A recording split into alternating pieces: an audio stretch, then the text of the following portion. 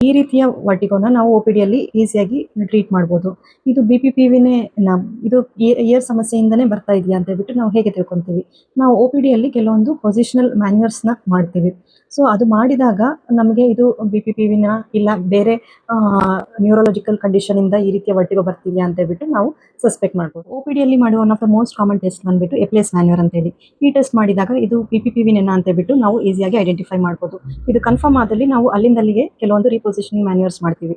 Most common manoeuvre we do is Dix Hallpike manoeuvre. ಈ ರೀತಿಯ ಒಂದು ಎಕ್ಸರ್ಸೈಸ್ ಮಾಡಿದಾಗ ಏನು ಮಾಡ್ತಾ ಇದ್ದೇವೆ, ನಾವು ಡಿಸ್ಪ್ಲೇಸ್ ಆಗಿರುವ ಒಂದು ಓಟೋನಿಕ್ ಕ್ರಿಸ್ಟಲ್ಸ್ ಅಂತ ಏನು ಹೇಳಿದ್ದೆ ಅದನ್ನು ನಾವು ಮತ್ತೆ ಅದರ ಪ್ಲೇಸ್ಗೆ ರೀಪೊಸಿಷನ್ ಮಾಡುವ ಒಂದು ಪ್ರಯತ್ನವನ್ನು ನಾವು ಮಾಡ್ತೇವೆ. ಸಮಸ್ಯೆಗಳು ಪದೇ ಪದೇ ಕಾಣಿಸ್ಕೊತಾ ಇದೆ ಅಂದಾಗ ಕೆಲವೊಮ್ಮೆ ವಿಡಿಯೋ ನಿಸ್ಟಾಗ್ಮೋಗ್ರಾಮ್ VNG ಅಂತ ಹೇಳಿ ಕರಿತೇವೆ. ಈ ತರಹದ ಒಂದು ಸ್ಪೆಷಲ್ ಟೆಸ್ಟ್ಗಳು ಕೂಡ ಅವಶ್ಯಕತೆ ಇರ್ತದೆ. ಯಾವ particular semi circular canals affect ಆಗಿದೆ ಅಂತ ತಿಳ್ಕೊಳ್ಳಿಕ್ಕೆ ಈ ರೀತಿಯ ಒಂದು ಟೆಸ್ಟ್ ಹೆಲ್ಪ್ ಆಗುತ್ತೆ. ಆಮೇಲೆ ನಾವು ಕೆಲವೊಂದು ವೆಸ್ಟಿಬ್ಯುಲರ್ ಎಕ್ಸರ್ಸೈಸ್ನ ಅಡ್ವೈಸ್ ಮಾಡ್ತೇವೆ. ಅದನ್ನು ನೀವು ಕರೆಕ್ಟಾಗಿ ಫಾಲೋ ಮಾಡಿದರೆ ಈ ರೀತಿಯ ಸಮಸ್ಯೆಗಳನ್ನು ಅವಾಯ್ಡ್ ಮಾಡ್ಬೋದು. ನೋಡಿ, ಈ ರೀತಿಯ ವರ್ಟಿಗೋನ ನಾವು ಮೆಡಿಕೇಶನ್ ಇಲ್ಲದೆ ಈಸಿಯಾಗಿ ಟ್ರೀಟ್ ಮಾಡ್ಬೋದು.